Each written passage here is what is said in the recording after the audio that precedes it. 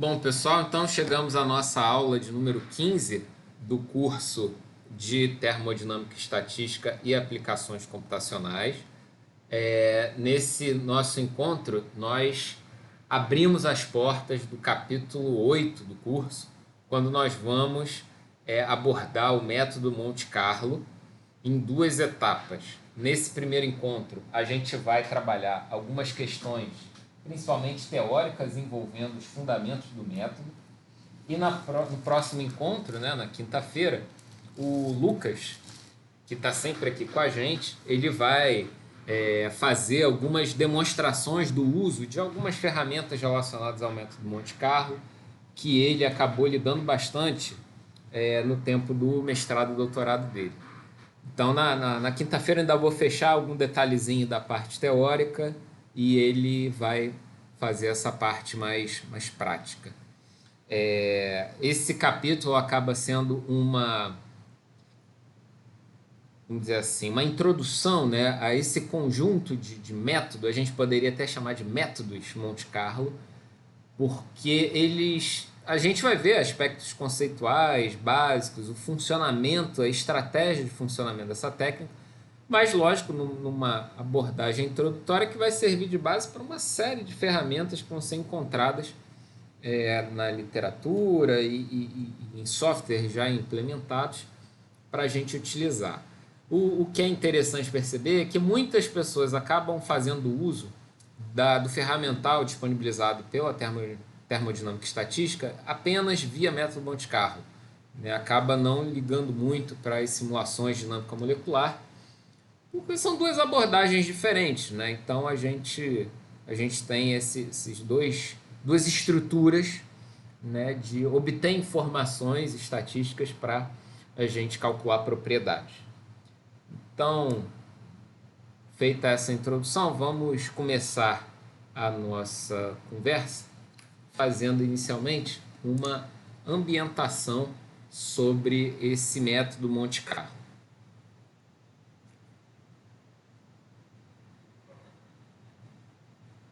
Se o slide passar, ele ajuda. Caramba, só um momento que o meu PowerPoint fechou aqui. Abrindo. Ixi. Deixa eu abrir de novo direito.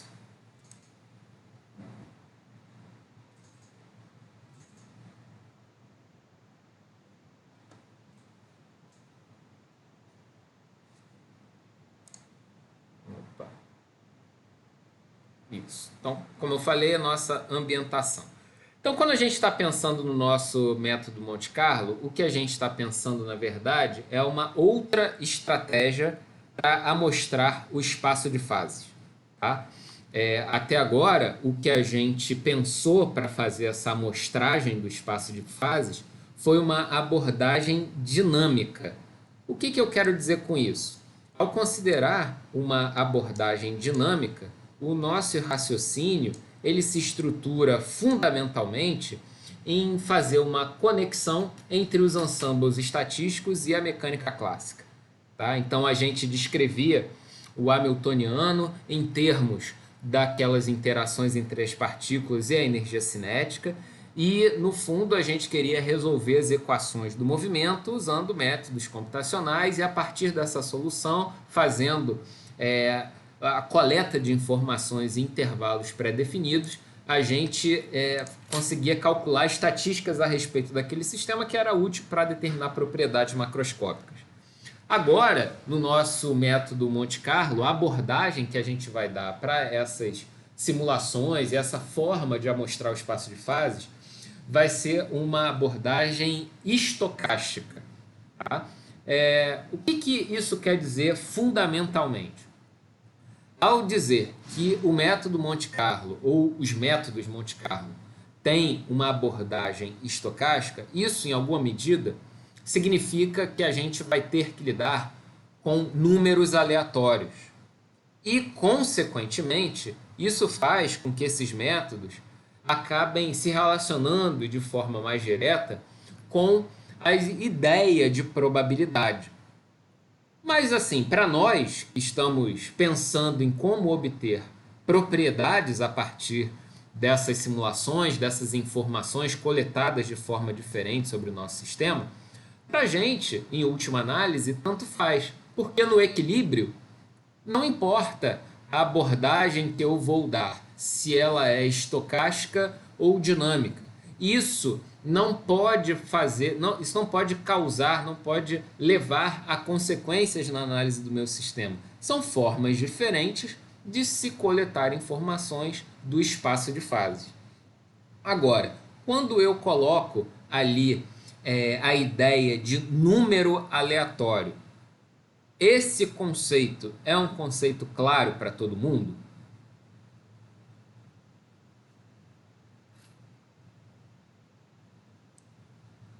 Roberta, Isael.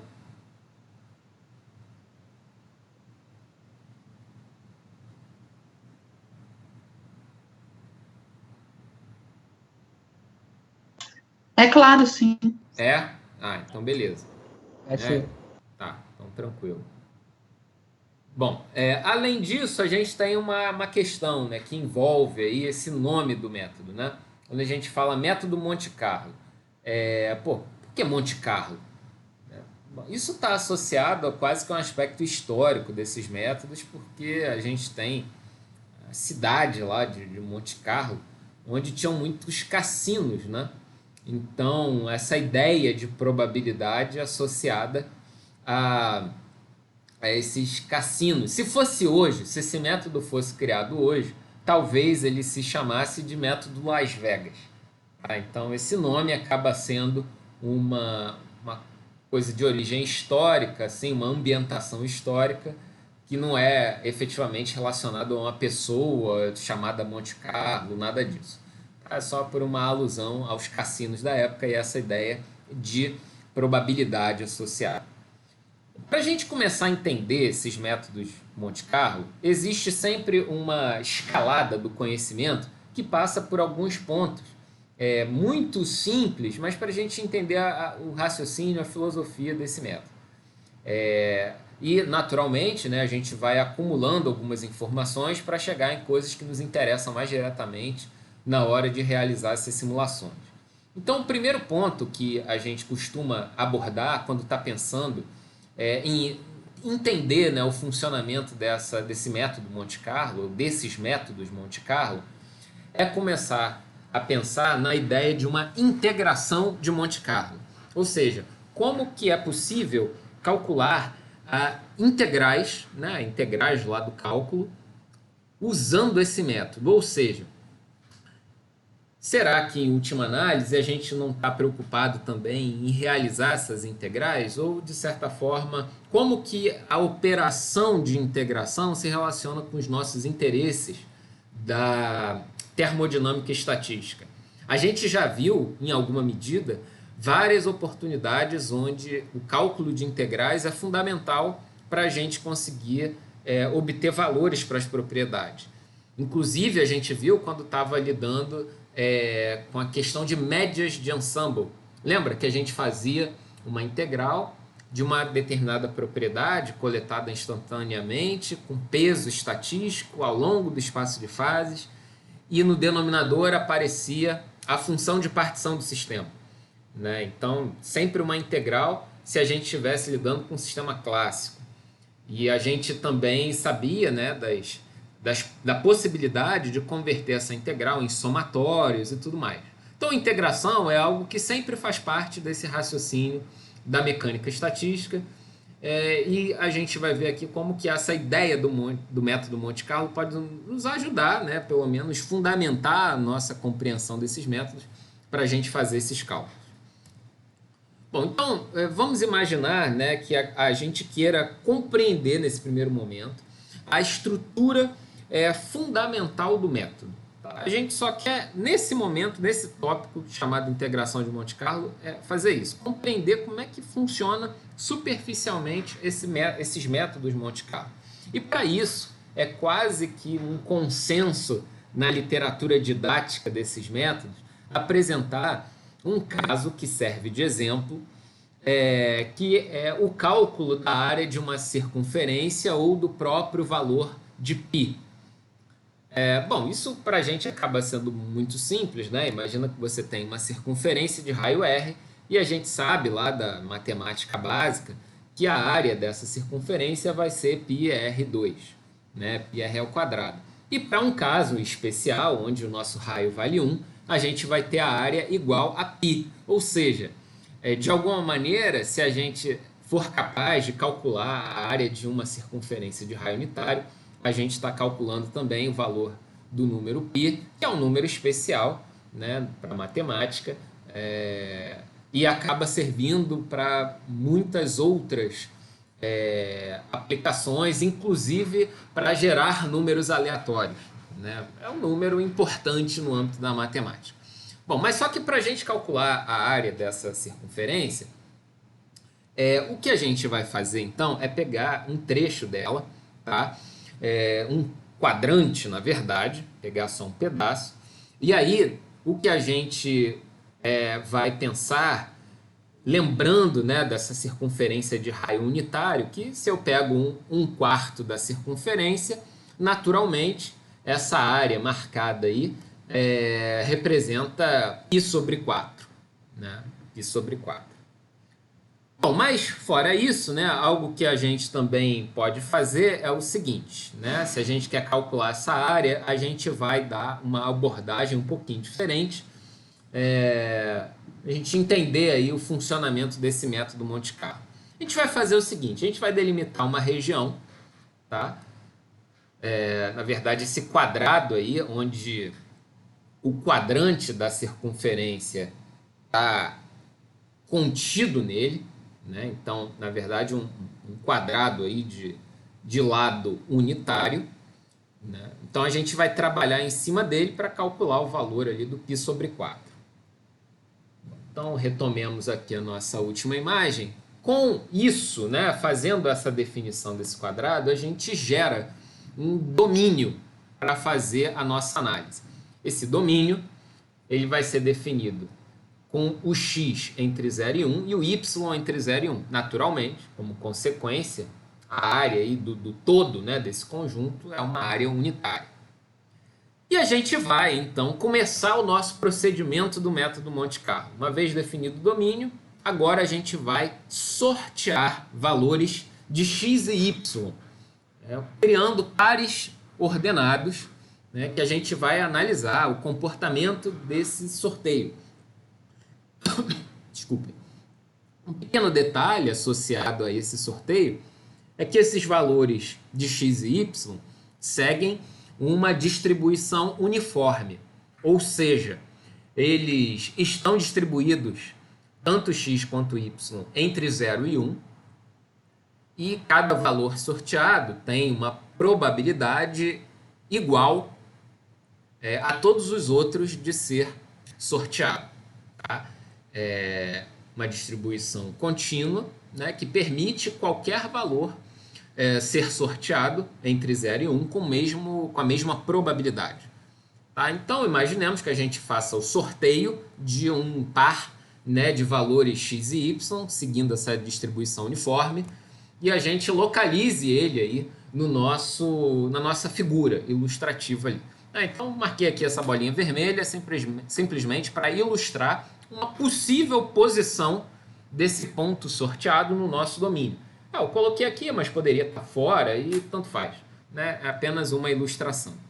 Bom, determinados, né, esses valores de x e y por sorteio, a gente vai calcular R. E esse R vai ser, né, calculado a partir da distância em relação à origem, né? A raiz quadrada da soma de x ao quadrado mais y ao quadrado. Em função do resultado que a gente tiver, a gente toma algumas medidas com relação à informação referente a esse ponto sorteado. Tá? Então, se o nosso R for menor ou igual a 1, eu vou dizer que o meu ponto XY sorteado, ele conta para a área e conta para o total de pontos. E se o meu R for maior do que 1, eu vou dizer que o meu ponto XY sorteado, ele vai ser contabilizado apenas no total de pontos. Né? Então a distinção aqui acaba ficando bastante simples. Né? Se o R for menor ou igual a 1, eu digo que ele é um ponto interno à minha circunferência e faço também ele contar no total de pontos que eu vou sortear.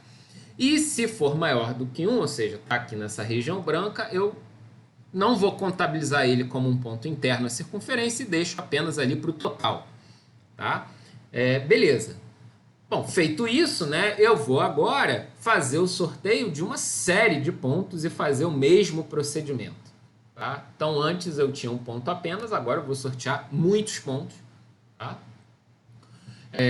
De forma que eu vou ter um conjunto de pontos dentro do quadrante ali da circunferência e um conjunto de pontos fora ali do quadrante da circunferência, ficando só na região branca. Bom, como é que a gente vai calcular, então, a área do quadrante ali da circunferência, que para a gente, se esse domínio foi definido aí de 0 a 1 para x e y, na verdade a gente vai estar calculando π sobre 4. Né? Então, para esse procedimento aí do método Monte Carlo, a área, né, dividida por 4 ou π sobre 4 vão ser determinados da seguinte maneira. O número de pontos dentro da área, o número de pontos internos ao quadrante, dividido pelo número total de pontos. Tá? Então, por isso que é importante fazer essa distinção entre pontos internos à área e pontos totais. Tá? Então, essa razão é que vai nos permitir calcular a área. Um procedimento bastante diferente daqueles que vocês estão acostumados, lá do cálculo, né, infinitesimal. Porque lá vocês lidavam com somatórios do valor da função dentro de intervalos, a lógica associada ao cálculo de integral que se aprende lá na disciplina chamada cálculo, está, em última análise, associada ao cômputo de áreas de retângulos ou trapézios, né, numa versão mais elaborada. Aqui não, a gente está simplesmente contabilizando pontos dentro e pontos totais.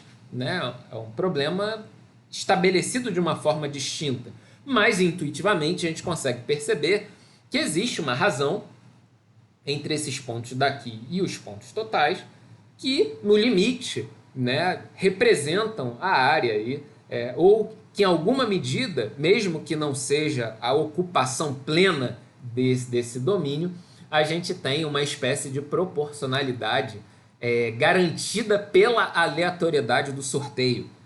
Então, essa é a ideia do método Monte Carlo, por exemplo, para calcular áreas. Né? Então, com isso, né, se essa é a nossa ideia associada ao cálculo de integrais, é óbvio, tá? É natural, é trivial que a precisão desse método do cálculo de integrais ele vai estar associado ao número de pontos gerados. Né? Imagina que eu sorteio apenas 2 pontos. Né? Aí tem um dentro e um fora. Então vai dizer que π sobre 4 vale 0,5. Né? Aproximação bastante longe assim, do valor que a gente tem. Mas conforme eu vou aumentando o número de pontos, eu vou ter uma maior precisão do resultado dessa integral e é óbvio que a gente vai brincar com esse cálculo aí, né, em algum exercício da lista associada a esse capítulo. Tá? Agora, naturalmente, né, se essa precisão está associada ao número de pontos gerados, isso acaba passando pela necessidade de você fazer um experimento de ordens de grandeza, né, no sentido de você ver o impacto do número, da ordem de grandeza do número de pontos sobre o valor, sobre a precisão do valor que você quer obter, né? Precisão do valor de π sobre 4, por exemplo. Então, eu vou fazer para 10 pontos, para 100 pontos, para 1.000 pontos, para 10.000 pontos, 100.000 pontos, 1 milhão de pontos, e por aí e ver o impacto disso nas casas decimais associadas ao valor de π sobre 4. Né? Ou de outra forma, você pode dizer que o valor de π é 4 vezes o número de pontos dentro da área sobre o número total, né? Então, só uma outra forma de reescrever essa expressão de forma a obter diretamente ali o número π. Bom, você veria, né, com esse experimento de ordens de grandeza que o erro ele está associado, a ordem do erro está associada a 1 sobre raiz do número de pontos usados na análise. O número de pontos gerados nesse sorteio. Tá? Então, quanto maior o número de pontos, mais preciso, né, vai ser o meu valor. Né? Por isso, conforme eu aumento o número de pontos, eu torno essa razão cada vez menor. Né? Então, o erro vai se tornar cada vez menor, consequentemente mais preciso. Isso, assim, só da gente pensar, né, no funcionamento dessa integral, a gente já consegue imaginar que a implementação computacional desse tipo de método, pelo menos dessa forma, como a gente acabou de ver, de alguma medida bastante trivial. Né? Eu conseguiria fazer isso até certo ponto, dentro dos limites do software, fazer isso até no Excel, por exemplo. Né? Gerar uma grande planilha de dados de valores de x, y, calcular os valores de R e ver, botar uma regra lá de contagem, quem está fora, quem está dentro, e fazer a razão entre esses pontos. Ou, obviamente, né, você que já tem alguma experiência, por exemplo, lá no MATLAB, faria uma brincadeira dessa com um código com pouquíssimas linhas, porque a gente tem comandos, né, que favorecem o nosso trabalho com a geração de números aleatórios automáticos. Então, é algo bem simples assim da gente pensar. Bom, pergunto se ficou alguma questão obscura nessa ideia muito simplificada sobre o raciocínio mais fundamental que passa pela ideia do método Monte Carlo.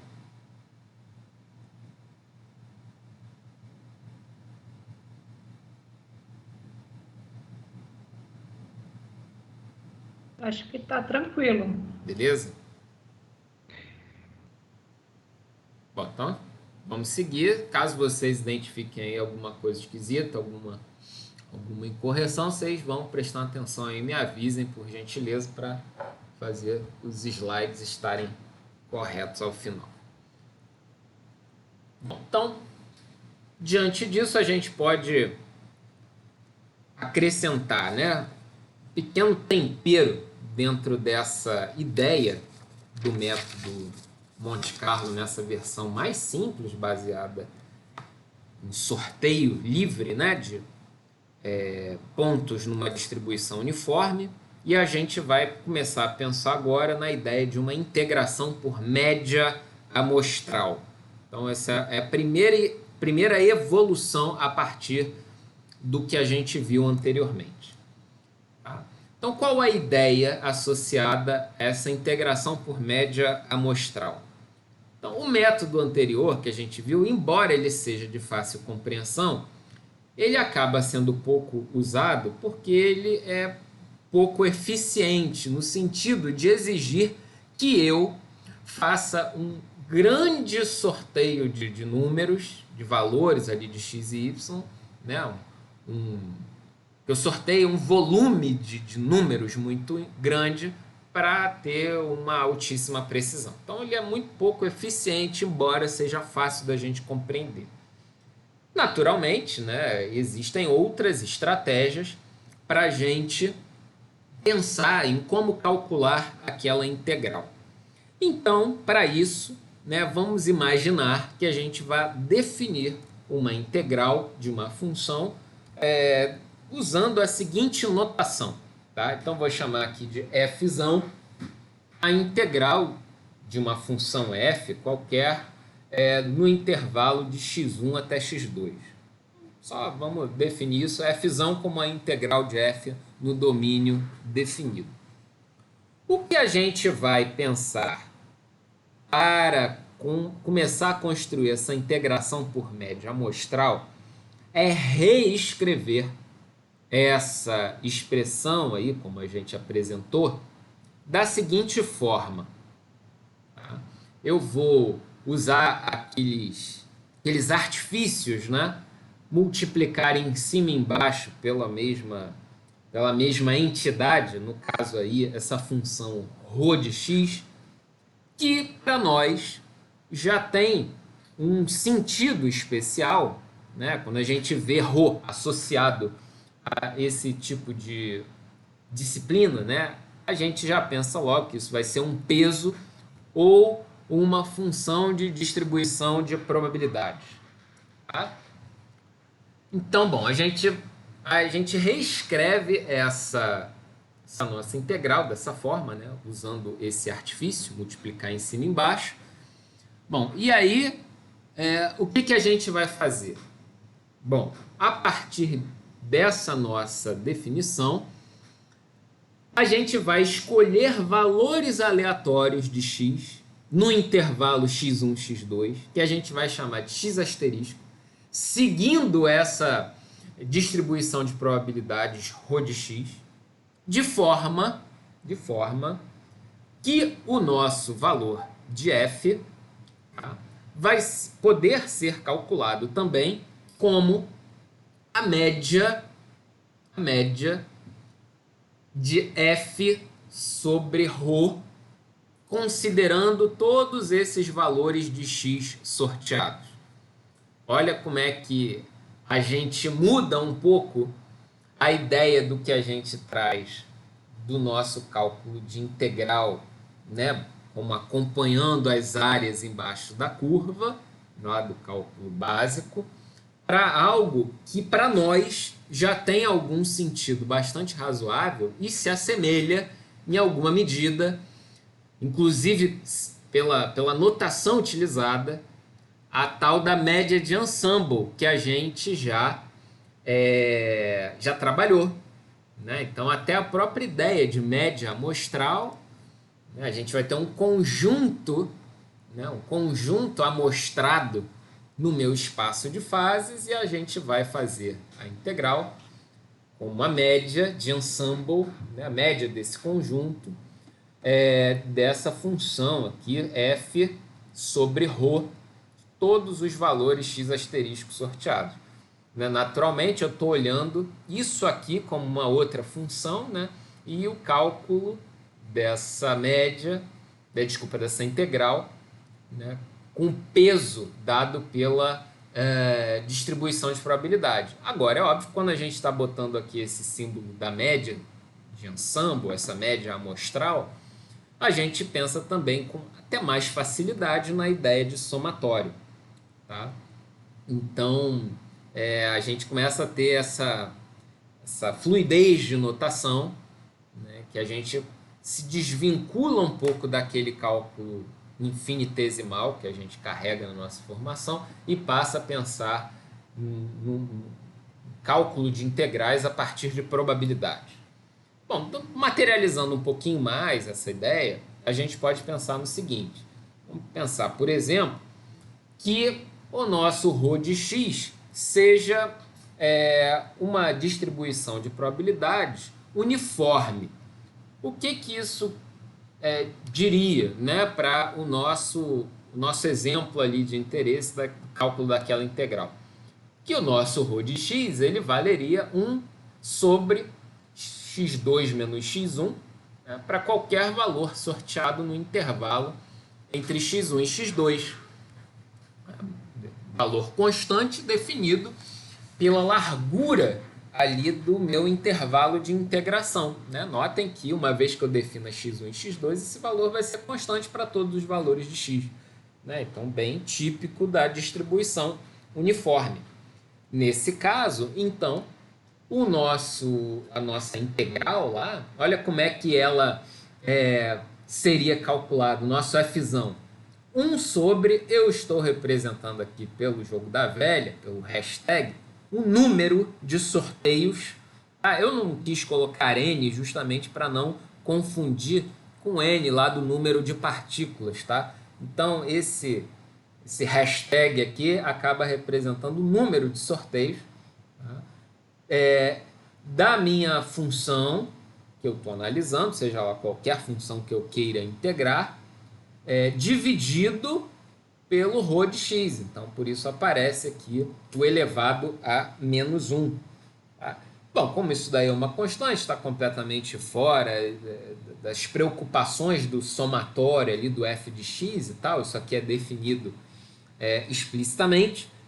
Na verdade, então, esse fzão, ele acaba sendo calculado pela largura da banda da integração, dividido pelo número de sorteios, e o somatório de todos os valores de f de x ali, calculados a partir dos valores de x sorteados. Né? No caso ali da circunferência, que a gente estava interessado lá no tópico 2, né, no tópico anterior, o valor, a expressão, na verdade, do f de x seria raiz quadrada de 1 menos x ao quadrado, né? Com o x1 e o x2 definidos ali como tendo valor 0 e o valor 1. Bom, beleza, né? Então agora a gente tem uma distribuição de probabilidades associada ao sorteio e ainda assim o cálculo dessa integral se tornou bastante simples, porque na verdade se limita a um somatório de valores da função para determinados valores de x sorteados. Né? Tudo isso daqui é uma coisa muito simples, que é a largura do intervalo de integração, o número de pontos sorteados. Então, não há grande mistério, né, no cálculo dessa integral. É até bastante intuitivo, né, se a gente for nessa pequena escalada, em relação ao cálculo de áreas lá, de cálculo 1 e tudo mais. Também faz bastante sentido. Bom, mas a gente logicamente tem os calcanhares de Aquiles, né, dessas técnicas. Porque o problema é o seguinte: se a gente quiser ficar usando esse tipo de coisa para integrais unidimensionais, como calcular a integral de uma parábola, de uma função qualquer dessas do tipo f de x, essa técnica, embora convidativa, ela não é competitiva em comparação com os métodos baseados em interpolações que vocês aprendem lá em cursos de cálculo numérico, gastam uma energia danada para aprender aqueles cálculos lá, como por exemplo a integração de Simpson, por aí vai. Né? Esses métodos eles são menos eficientes, embora sejam bastante simples de compreensão, muito mais até do que o próprio Simpson, mas não são competitivos em termos de eficiência. Agora, mas isso não é o nosso problema, né? As integrais unidimensionais. É isso que a gente precisa ficar ligado. Porque nos problemas de termodinâmica e estatística que nos interessam, o que a gente tem são integrais multidimensionais. Assombrosamente multidimensionais. Lembra que a gente fazia integrais no espaço 6n dimensional, e o n pode ser 1000, né? Então, calculando integrais em 6.000 dimensões, né? Independente.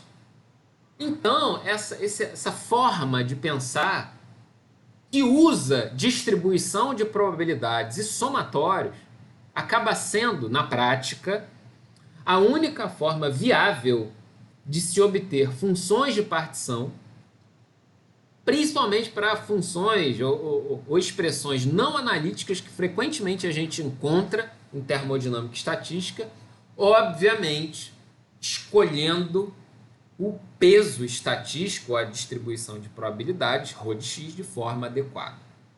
Tá? Então isso indica, né, de alguma maneira, que se a gente quiser obter funções de partição, destaque, funções de partição, inclusive eu vou botar isso em destaque na versão final dos slides, a gente vai precisar usar algo dessa natureza para os casos não analíticos, que são, naturalmente, a maior parte dos casos. Né? Como eu falei lá no início do nosso curso, o que a gente acaba vendo em curso de termodinâmica e estatística, ou mecânica e estatística, em grande parte são os casos que a gente conhece solução analítica.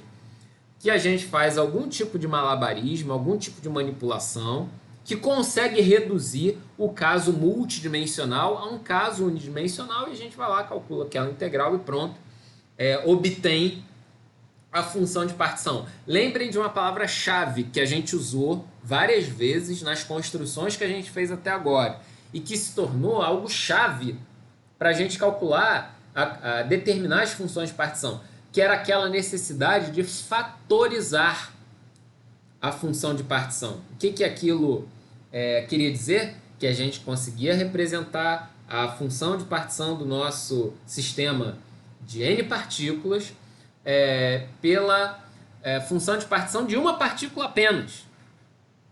E aí a gente elevava aquilo a n e aplicava todas as propriedades lá de logaritmos de fatorial e aproximação de Stirling e tudo mais, e conseguia fazer o cálculo das propriedades termodinâmicas.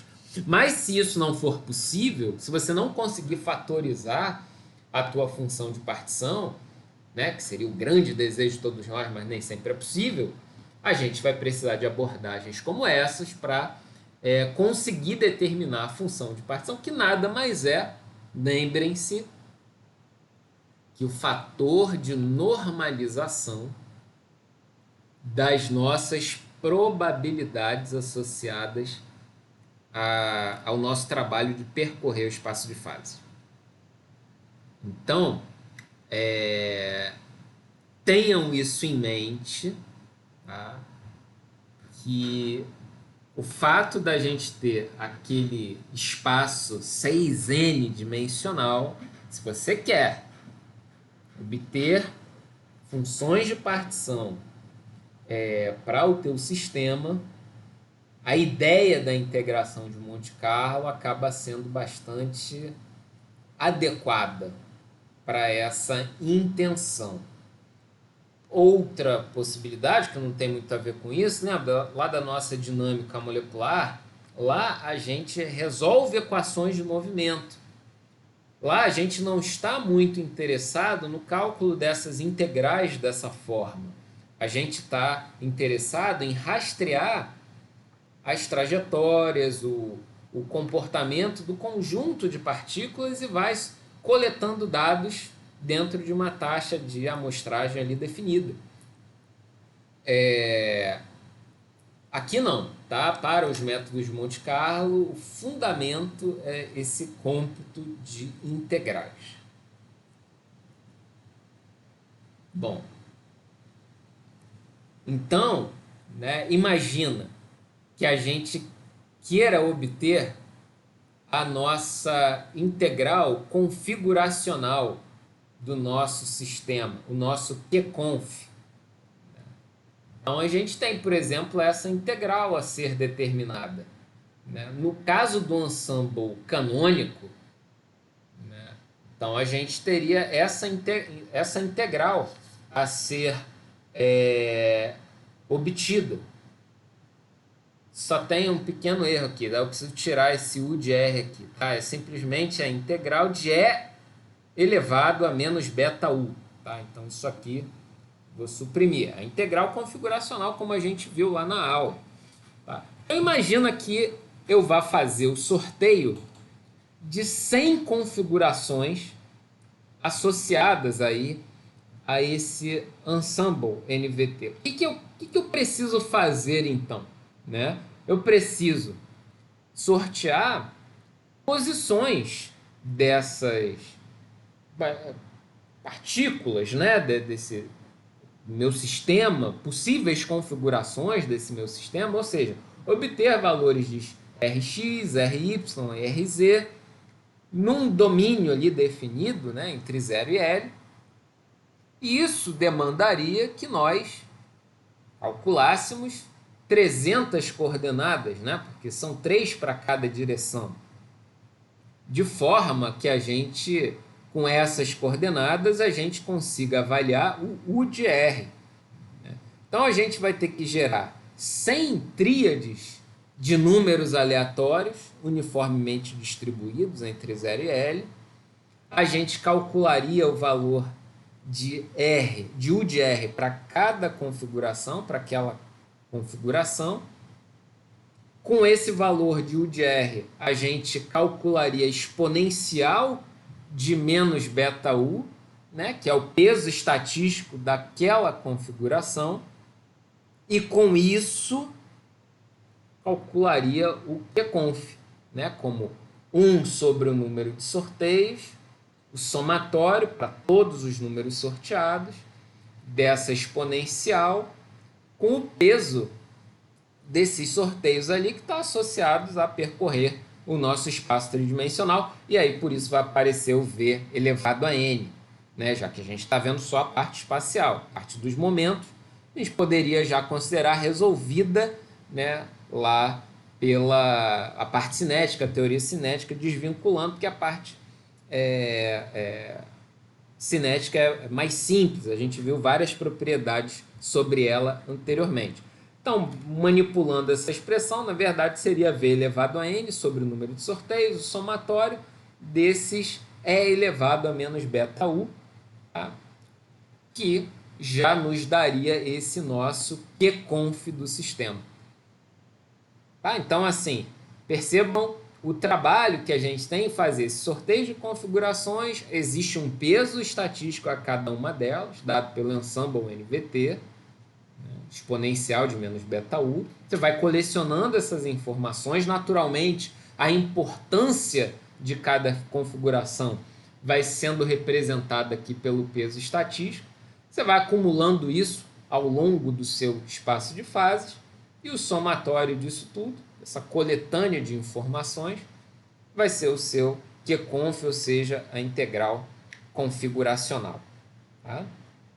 De uma outra forma, a gente poderia pensar na média de uma determinada propriedade termodinâmica associada, né, à coleta de informações por configuração, isso integrado ao longo do espaço de fases espacial,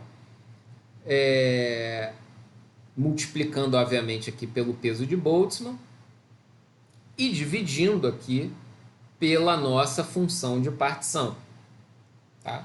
Que no caso de fazer esse cálculo aí usando somatórios, teria essa representação, ou seja, eu tiro aqui o elemento diferencial para a integração.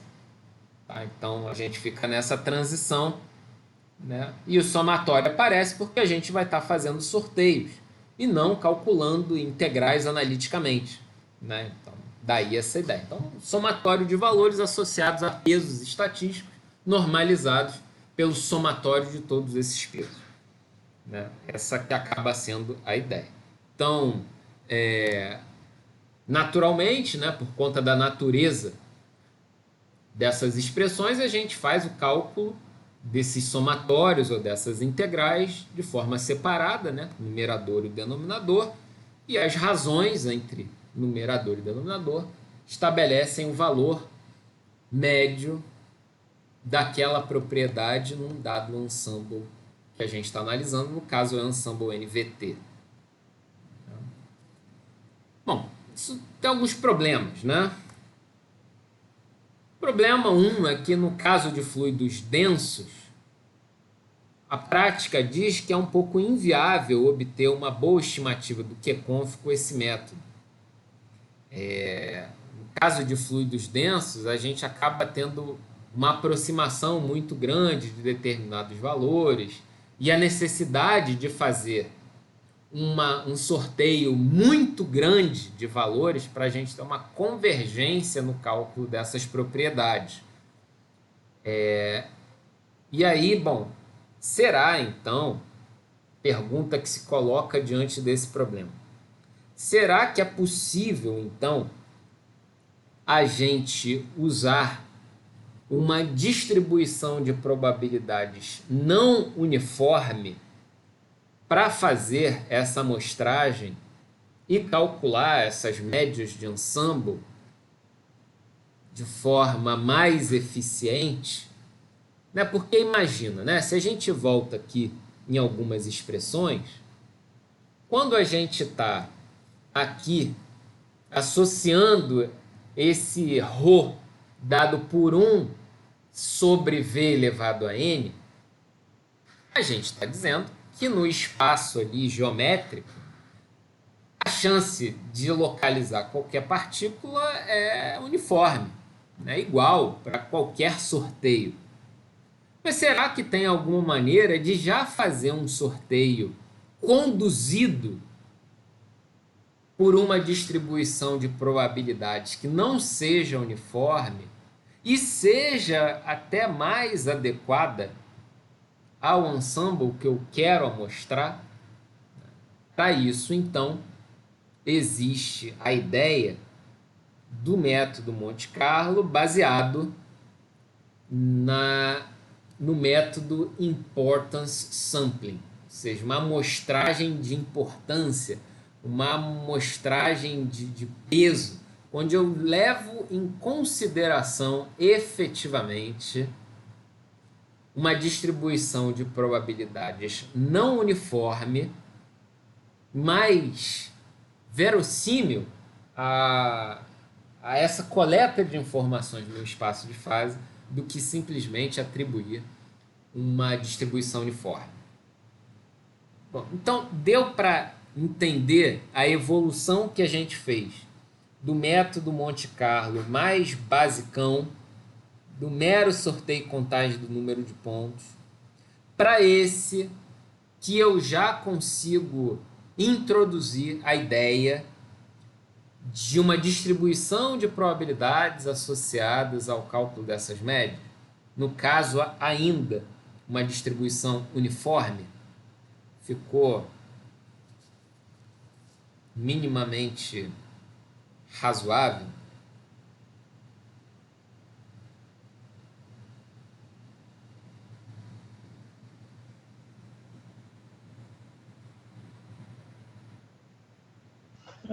Eu acho que ficou também. Vou precisar só rever com mais calma de novo, porque às vezes a matemática me deixa meio louca, né? Mas eu acho que ficou assim. Essa expressão que está aqui vamos dizer, que resume a ideia. Tá?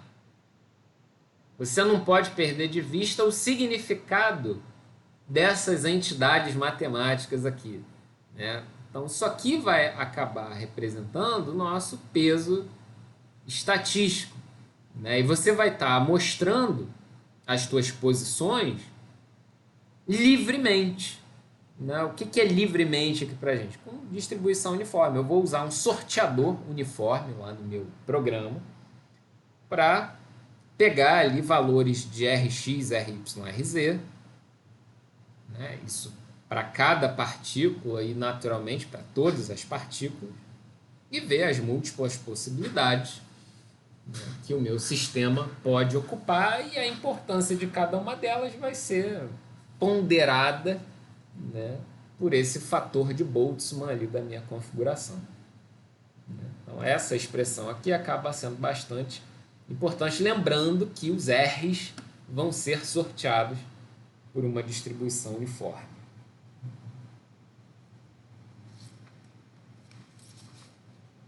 Bom, beleza. Isso, naturalmente, né, vai se tornando mais compreendido, mais claro, né, fazendo algumas brincadeirinhas, né, e aí a gente começa a ver a necessidade, assim, para entender, né, não ser um mero usuário dessas coisas, a fazer umas continhas, né, e quanto mais habilidade você tiver em alguma plataforma de programação mais simples que seja, ela vai ajudar bastante, né? Porque você vai definir essas regras, ele vai fazer o sorteio, vai calcular esses valores de maneira automática, e você vai ter uma maior capacidade de analisar os resultados, fazer os gráficos, né, de tudo mais. Inclusive, até comentando, né, um aspecto de um exercício, né, que apareceu lá na lista, né, que eu coloquei lá, em algum momento eu pedi para vocês calcularem a média acumulada, né? Ficou claro para vocês a ideia do que é a média acumulada? Porque isso acaba sendo uma ferramenta estatística importante para a gente ver a própria convergência do processo de média. Então, ficou claro para vocês a ideia de média acumulada? Sim, ficou claro. Beleza. Roberto? A gente... Não, eu acho que não. Não? Eu tô apanhando dessa lista tão bonita. Mas tá uma coisa tão bonita assim, meu Deus. Uma surra de todo lado e tal. Meus alunos ficariam felizes de me ver sofrendo Que assim. isso? Ninguém tem esse tipo de sentimento. Não, a ideia da média acumulada é a seguinte: você vai fazendo a média meio que por degrau, por etapa, né? Então, você vai ter uma sequência de valores, né? Então, imagina que você tem ali um conjunto de dados, né? 100 dados. A média acumulada vai ser também um conjunto de valores, onde o segundo elemento vai ser a média do segundo com o primeiro, o terceiro vai ser a média do terceiro com o segundo com o primeiro, o quarto valor vai ser a média do quarto com o terceiro com o segundo com o primeiro, e por aí vai.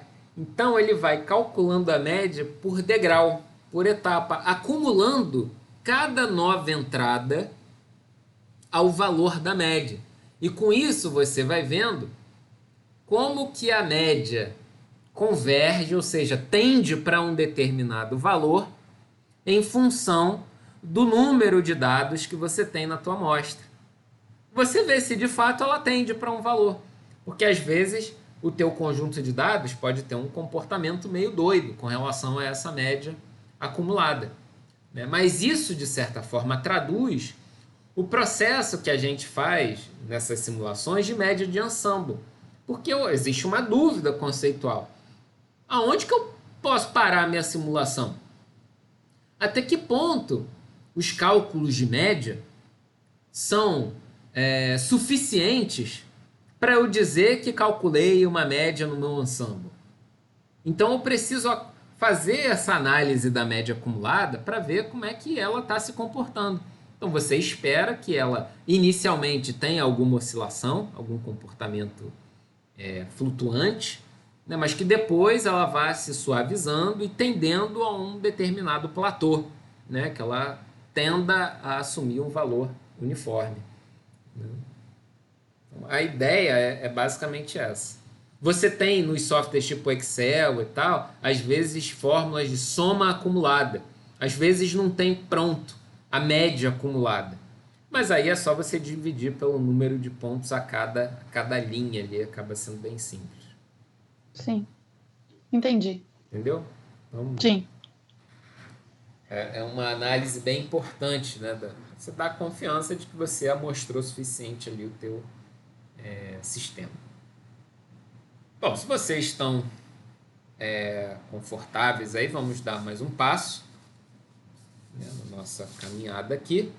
Então a gente vai ver agora um pouquinho essa ideia do Importance Sampling. Beleza. Então, o nosso objetivo agora é pegar pontos do espaço de fases de forma que eles não sejam sorteados de modo uniforme, mas seguindo uma distribuição que a gente está chamando aqui de ρ asterisco, que pode ser uma distribuição genérica e não uniforme, tá? Então, essa é a nossa ideia. Então, imaginem, né, que você tenha um cálculo de média de ensemble, de forma contínua, definido aqui pela integral desse A vezes o peso, né, do percorrimento ali do espaço de fases, mas agora, de maneira bastante similar ao que a gente pensou no método anterior, a média amostral, a gente vai pegar essa nossa distribuição aí não uniforme e fazer essa operação de multiplicar em cima e embaixo, né, pelo mesmo peso, mesma função de distribuição. Tá? E isso às vezes vai ser essencial quando a gente está lidando com uma pequena região do espaço de fases que seja relevante. A gente sabe, né, que para determinados sistemas, as minhas variáveis de base, R e momentos e tal, eles vão fazer pequenas ilhotas ali no meu domínio ali do espaço de fase, né? Então, a gente sabe que às vezes rola isso e isso está muito vinculado aos vínculos do nosso sistema, ao quanto que o meu sistema está internamente preso em termos de suas variáveis, né, pelos vínculos internos. Às vezes são ligações químicas, às vezes são restrições impostas por alguma outra questão, né? Então, frequentemente, só uma pequena região do espaço de fase é relevante para a gente fazer o cômputo dessas médias de ensemble. E na prática, o que a gente vai pensar, né, nesse cálculo aí do importance sampling é pensar em que esse conjunto aqui A vezes ρ, na verdade, vai ser uma função f que a gente vai trabalhar, né, dentro dessa amostragem. Agora, pela ideia da média amostral, então, né, a média dessa propriedade, a média de ensemble, ela, traduzindo a integral em termos de somatório, né, vai poder ser representada por esse somatório aqui, onde eu tenho A vezes ρ sobre o ρ asterisco. Esse ρ asterisco sendo, naturalmente, a distribuição não uniforme que nos interessa aí para o cálculo dessa média. Tá certo? Bom, se for possível, tá, a gente pode até fazer o nosso ρ asterisco coincidir com o nosso ρ de interesse, que é o ρ da amostragem lá do espaço de fases, dessa pequena região onde o meu espaço de fases percorre. Se for possível, tá? Se for possível de alguma maneira, como que isso é possível? Os nossos métodos de simulação computacional, por conta da definição da Hamiltoniano, fazem isso ser possível. Então, essa expressão aqui para o cálculo da média de ensemble, passa a ser calculada como simplesmente o somatório, na média do somatório ali, dos valores de A, só que, né, com o seguinte detalhe: os valores de R foram amostrados segundo uma distribuição não uniforme, que, nesse caso específico, obedece à região do espaço de fases relevante para o nosso problema. Tá? Então, isso faz com que o cálculo de médias, baseados em simulação de dinâmica molecular, baseado em simulações de método Monte Carlo e tudo mais, quando eu tenho aquele conjunto de dados gerados num determinado ensemble, eu posso simplesmente calcular a média de ensemble fazendo a média daqueles valores de maneira livre, porque a obtenção de dados foi feita por um passeio mais adequado no meu espaço de fases. Tá? Então, é isso aí que acaba sendo a grande conclusão dessa ideia.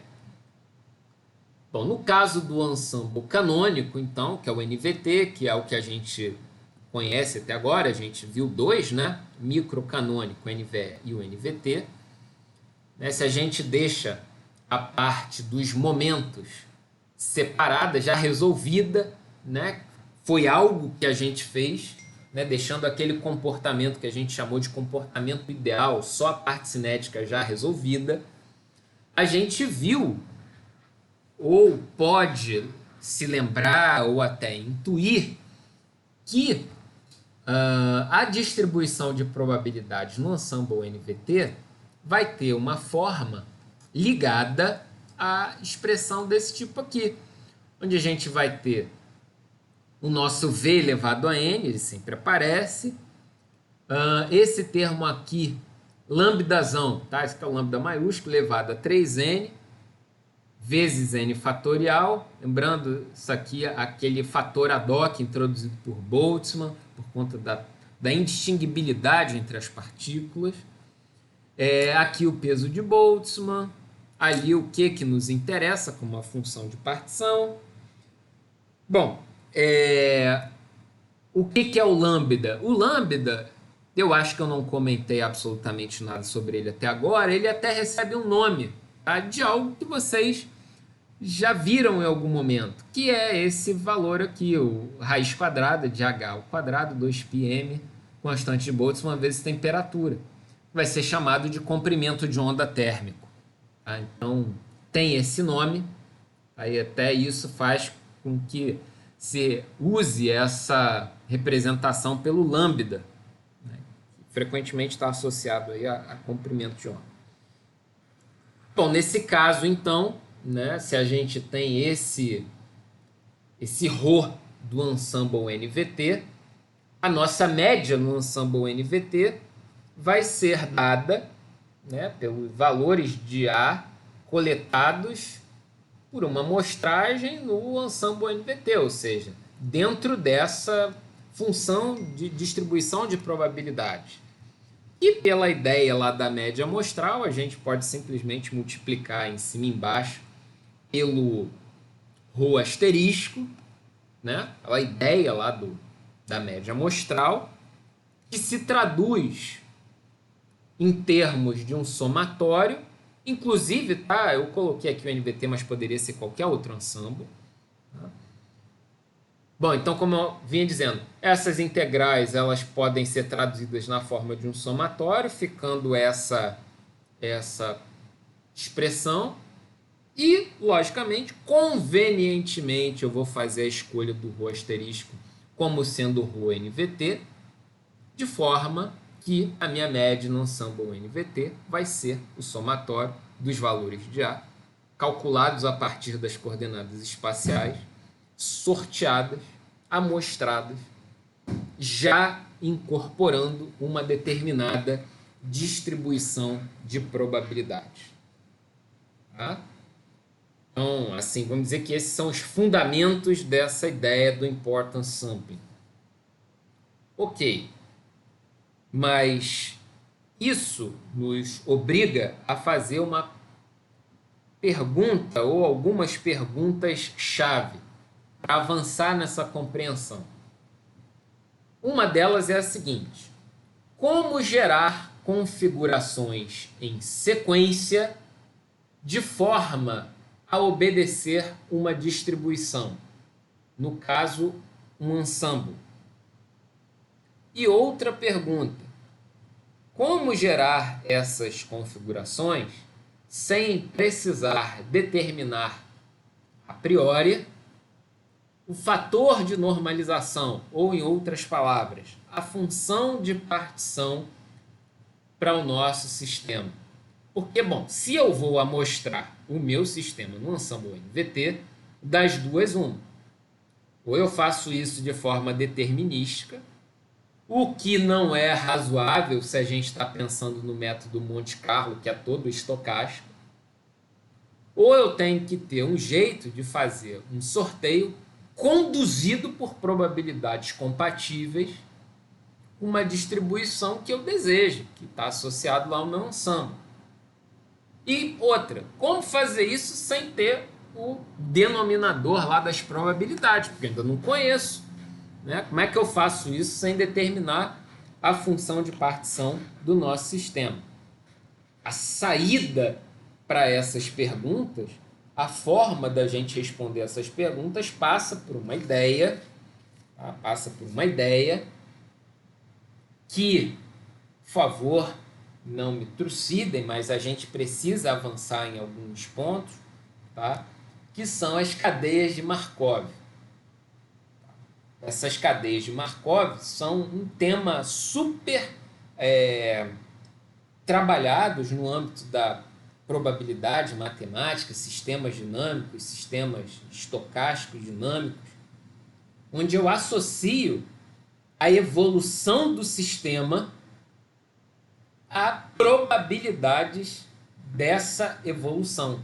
Isso tem tudo a ver com a nossa intenção de passear pelo espaço de fases de forma probabilística puramente e não ter que resolver equações do movimento usando aqueles métodos que a gente viu lá, Velocity-Verlet e por aí vai, né? Resolvendo explicitamente equações diferenciais. Aqui não. É tudo baseado no sorteio, em procedimentos baseados em probabilidade. Tem gente que nada de braçada nessas técnicas, como é o caso do nosso amigo que está com a internet oscilando aqui, o Lucas, né? E outros que são mais afetos aos métodos de soluções de equações diferenciais, como é o meu caso. Então a gente tem essas duas possibilidades e quem é que vai dizer qual o melhor método para o meu sistema? Quem vai dizer vai ser o teu sistema, efetivamente. Tá? E as condições que você vai dispor de softwares de simulação, de capacidade de descrever as energias do sistema e tudo mais, para fazer essas análises e gerar esses dados no teu espaço de fases. Então vamos ver um pouquinho sobre essas cadeias de Markov. O que elas representam? Né? A gente, obviamente, precisa fazer uma definição para a gente limitar a nossa ideia, né, sobre o tema.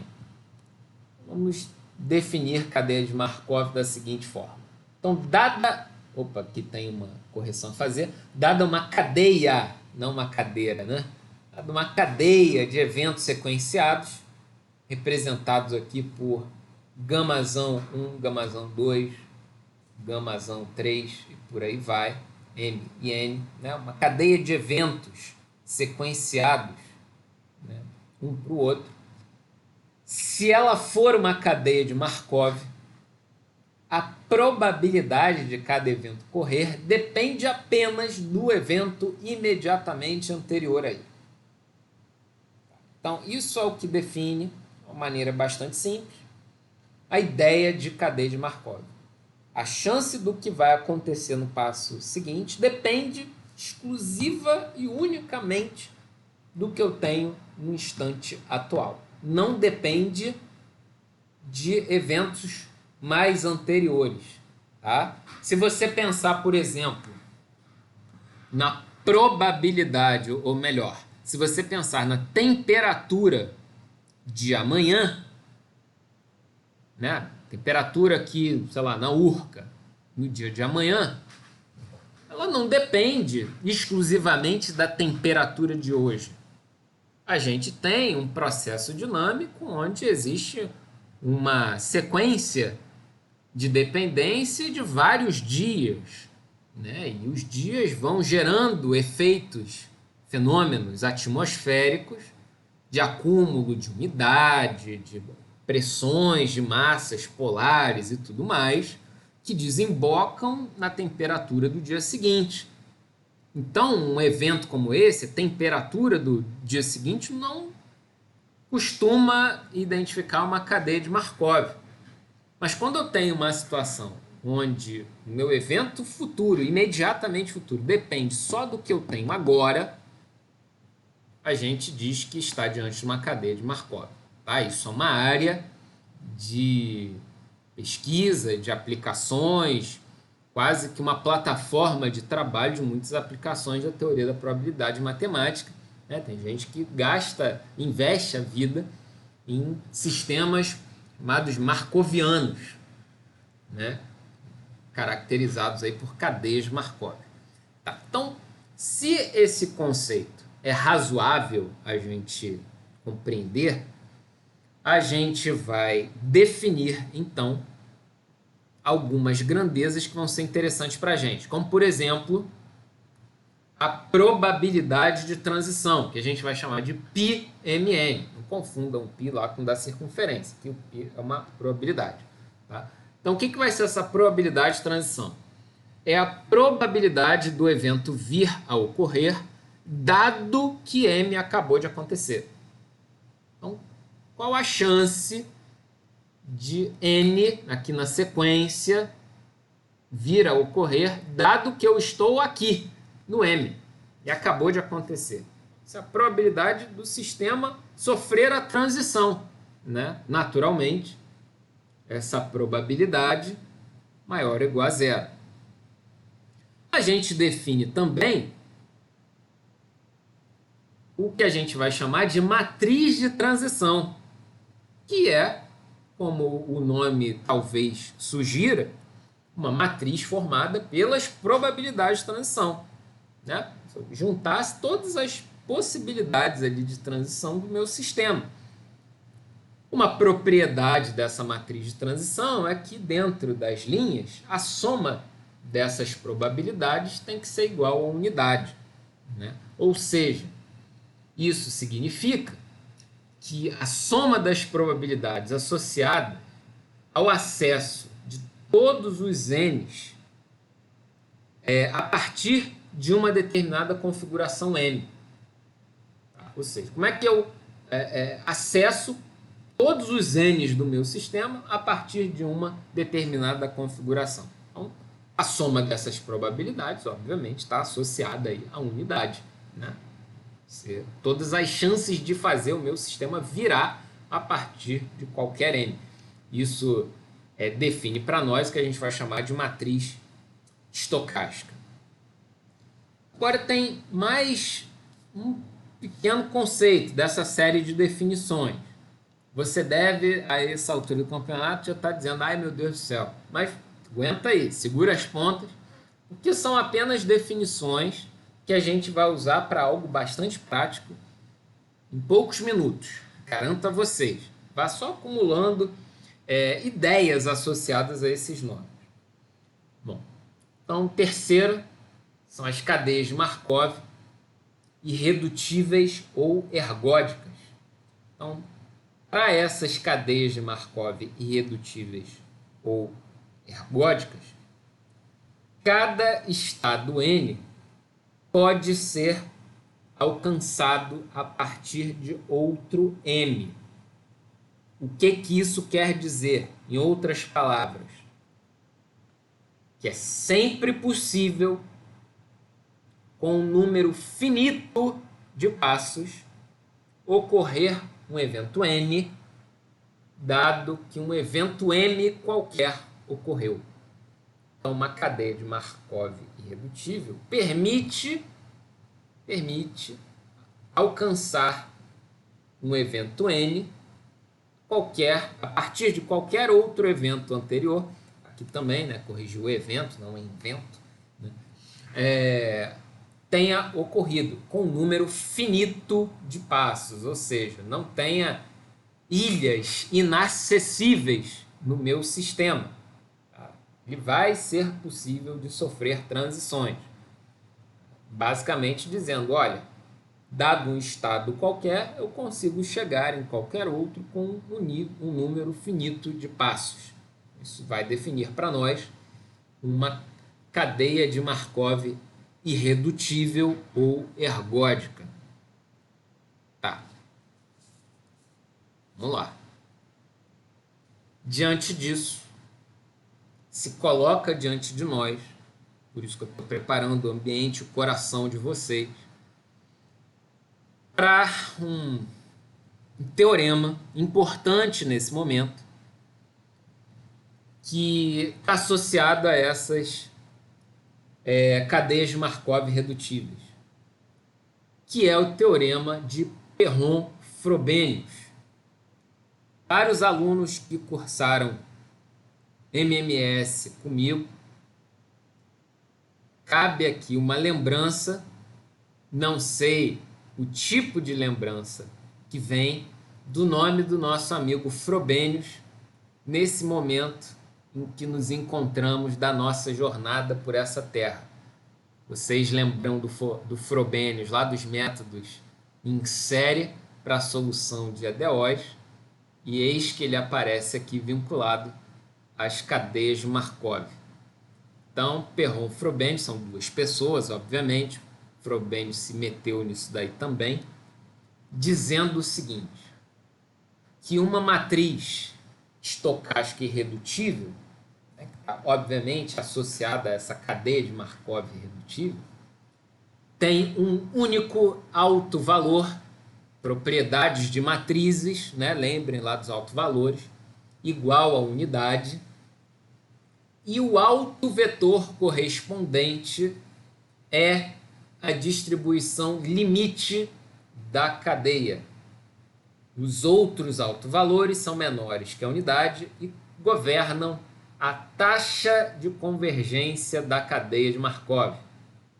Além disso, a distribuição limite é praticamente independente da condição inicial. Antes que você jogue qualquer extintor que você tenha à sua volta em mim, vamos por partes. A ideia do teorema de Perron-Frobenius nos sugere que é possível encontrar a tendência limite dessa cadeia de Markov se eu descobrir o autovetor associado ao alto valor unitário. Com isso, eu vou ter a sequência de probabilidades de transição que vai me conduzir a esse comportamento final, vamos chamar assim. E os outros autovalores estão associados à velocidade com que a transição acontece. Para nós, isso talvez não seja importante nesse momento, mas quando se analisa, inclusive processos de não equilíbrio, talvez essas convergências possam ser, em alguma medida, importantes. Tá? Mas não é o caso, não é o foco desse curso. Mais importante, porém, é perceber que a distribuição limite, ela praticamente independe da condição inicial, o que nos liberta de uma preocupação fundamental dessas simulações, que é de fazer vários cenários iniciais e ver que rola uma independência do estado, da configuração inicial com que você apresentou o sistema. Tá? Então, isso acaba sendo importante. Formalmente, deveria ser algo que você vai testar, mas a gente tem a ajuda do teorema de Perron-Frobenius para nos dar algumas garantias. Ok. Bom, se sobrevivemos até aqui, a gente pode dizer que para a distribuição limite, então, vale essa relação de o nosso ρ vezes a probabilidade, a matriz de transição ser idêntica ao próprio ρ, ou esse somatório varrendo os m's vezes as probabilidades de transição serem iguais a ρ de n. Isso acaba se tornando uma operação de índices nesse somatório. No caso de fluidos, que nos interessa de maneira especial, matrizes de transição estocásticas e ergódicas são muito grandes. E a gente tem alguns elementos da nossa matriz de transição desconhecidos, o que é ruim. De forma que a gente também, junto disso tudo, tem a distribuição limite como sendo a distribuição associada a um ensemble NVT, que é o ensemble que nos interessa dentro dessas simulações. A questão, então, importante, né, já que o nosso gamazão M, dentro dessa discussão de cadeias de Markov, é um ponto do nosso espaço de fases, né, a gente vai transitando entre o espaço de fases ponto a ponto, e cada evento é uma configuração, um ponto desse espaço de fase. Então, uma pergunta, obviamente, se coloca. como que eu obtenho essas probabilidades de transição de forma a satisfazer todas essas condições anteriores, gerar uma trajetória no espaço de fases no ensemble canônico. Né? Porque se a minha ideia é fugir de toda aquela parafernália do cômputo de integrais e dar a possibilidade de sortear o meu sistema dentro do ensemble correto, que é tudo que a gente deseja, eu preciso, em algum momento, definir a probabilidade da transição acontecer. É isso que, no fundo, a gente deseja. Uma forma de se fazer isso. Tem outras possíveis, é óbvio. Mas aqui a gente vai pensar em uma forma de proceder de forma a respeitar esses procedimentos que nos interessam. A gente vai apelar para uma condição de reversibilidade no equilíbrio. É uma condição frequente, não vou dizer frequente porque aí forcei, mas em alguma medida, né, eventualmente sacada nas tratativas de termodinâmica estatística, essa reversibilidade nos faz pensar nessas probabilidades associadas à transição, que é o seguinte: no equilíbrio, a transição de ida vai ser igual à volta, ou seja, dada essa distribuição vezes a transição Mn, vai ser igual a essa distribuição vezes a transição Nm. Vai ser o que se chama de condição de balanço detalhado. Ora, que consequências isso traz para nós?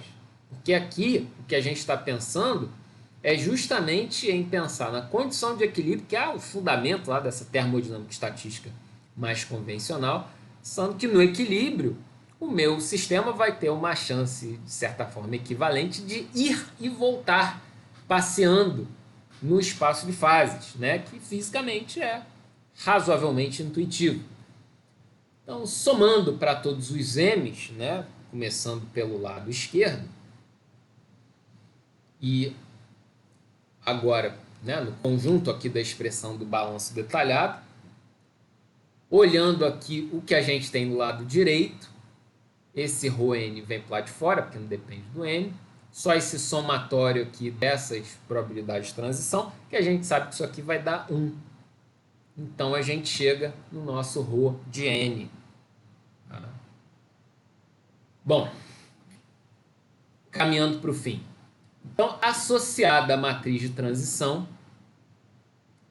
vai haver uma matriz estocástica, né? Uma matriz probabilidades associadas e relacionadas a distribuições de probabilidade, definida pelos elementos alfa Mn, que fornece a probabilidade de escolher os estados Mn da transição, que vai ser chamada de matriz subjacente da cadeia de Markov. O que a gente está pensando agora? Tem a probabilidade da transição acontecer, mas eu também tenho que escolher, com alguma probabilidade, qual transição que eu vou fazer. Né? Então, tem uma probabilidade da transição acontecer e uma probabilidade associada à escolha da transição. Né? Então, daí, isso tem a ver com a nossa matriz estocástica. Então, a gente vai definir a nossa probabilidade de transição como esse produto de alfa vezes P, onde πmn vai ser a probabilidade de realizar a transição de m para n, alfa mn, a probabilidade de escolher a dupla da transição mn, e pzinho mn, a probabilidade de aceitar a transição de m para n. Tá? Naturalmente,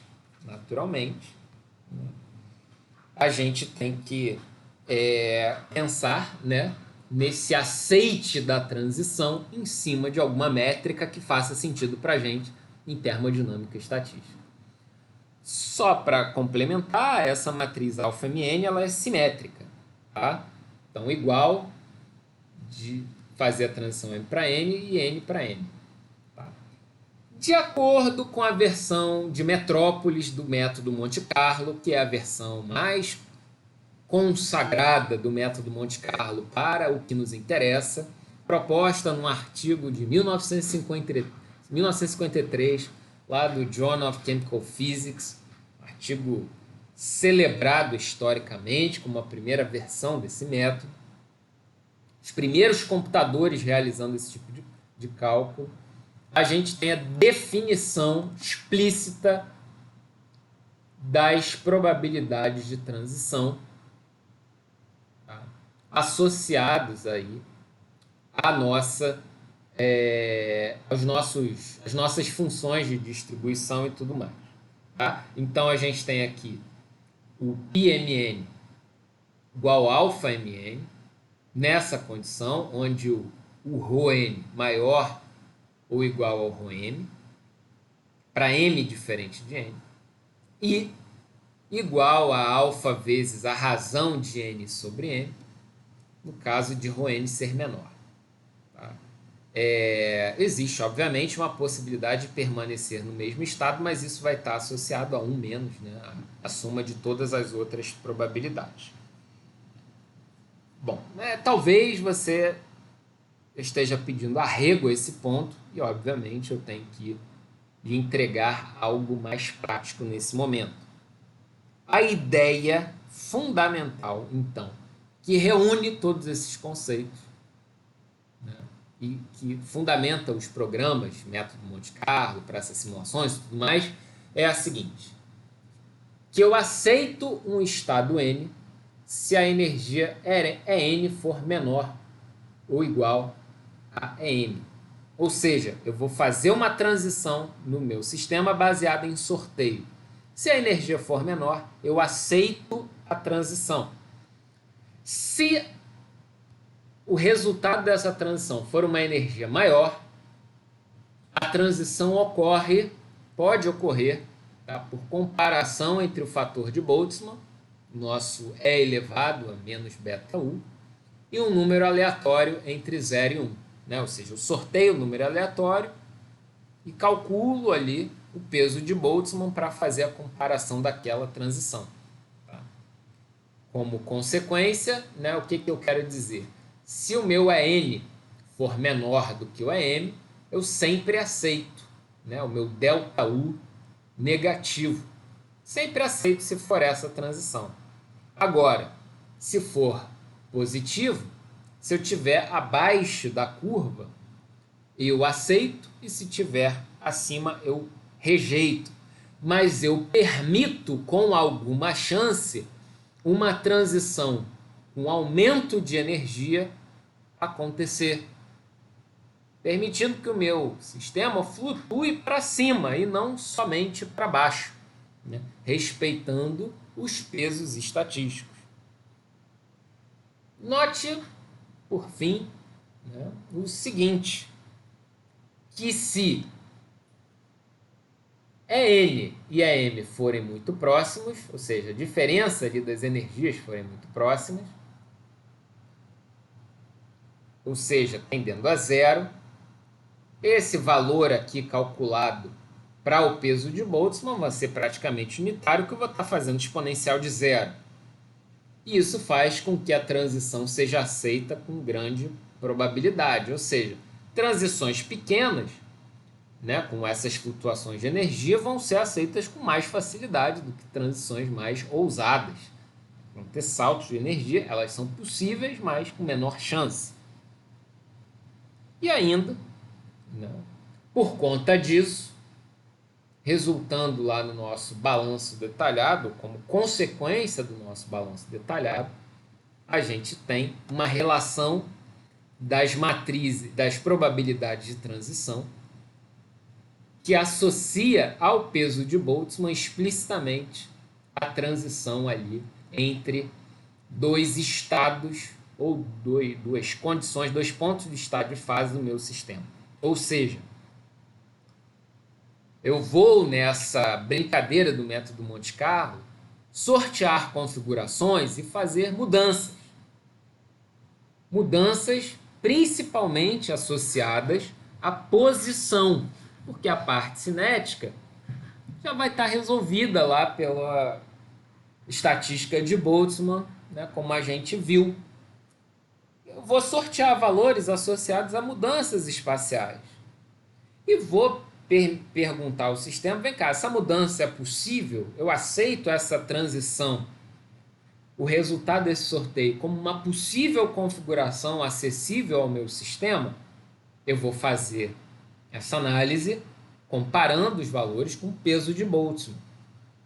E aí eu deixo o meu sistema ficar sorteando ilimitadamente valores para essas configurações espaciais que podem ou não obedecer regras de vínculos, como ligações e tudo mais, deixar ali o meu sistema, né, de forma aleatória, mas fazendo o cálculo dessas probabilidades e comparações. Vou acumular essas configurações e, a partir delas, dos valores calculados a partir delas, de energia e tudo mais, chegar aos valores macroscópicos das propriedades termodinâmicas usando as fórmulas de flutuação e tudo mais. Percebam que não usamos a determinação explícita de funções de partição. A gente fez uma acrobacia para lidar diretamente com as probabilidades de transição e não com as probabilidades de cada microestado explicitamente, né? Porque a gente está vendo como que de um eu passo para o outro. Então, o meu sistema evolui de forma dinâmica e estocástica, né? Eu vou de um estado para o outro, mas com essa aleatoriedade colocada ali sobre o sistema e comparando aí com os pesos de cada transição. Tá? Então, deu para entender minimamente a ideia? A gente deu os fundamentos matemáticos, chegando a uma relação de probabilidades e comparações que fundamenta os programas que fazem esses cálculos baseados no método Monte Carlo, usando o algoritmo Metrópolis, ou de Metrópolis, que é o nome do camarada. Não tem nada a ver com super-heróis, que talvez vocês se lembrem desse nome. Tudo bem? Tem alguém vivo ainda aí do outro lado da tela? Eu fiquei com uma dúvida aí no final. Pois não, diga. Esse, na verdade, a gente limitou uma região do gráfico só para mostrar, né, como essa regra de aceitação ou rejeição. Esse ΔU pode se estender infinitamente, né? Sim. O que a gente está vendo é a região em cima e embaixo do gráfico, e essa curva ela é essa exponencial, né? De menos ΔU sobre KBT. Certo. É isso, né? Uhum. Então, teoricamente, é qualquer região abaixo. Qualquer ponto dessa região abaixo da curva pode ser aceito, né? Pelo que eu entendi. Desculpa, repete essa última frase. Pode ser aceito. Quando diz aceita, isso. é porque pode ser aceito, não é que porque o negativo é sempre aceito. Isso. Esse aceito é que pode ser aceito. E não, na verdade a ideia é que Ou não, ou aceita. Eu aceito. Tá? Eu aceito como uma configuração Entendi. que manifesta o passeio do meu sistema no seu espaço de fase correspondente. Não, tá. Tá? Que ela obedece uma regra de transição de probabilidade fundamentada no ensemble que você está mostrando. Essa parte do sempre aceito é só que não tem nenhuma divisão, não dividir nem em duas regiões, né? Isso. Na parte do ΔU menor que zero. Isso. Tá. Entendi. Beleza? Tranquilo. Ok. Minha gente, então chegamos, né? Espero que não tenha sido excessivamente doloroso. para todos vocês que nos acompanham, seguem nosso canal, dão um joinha nos nossos vídeos.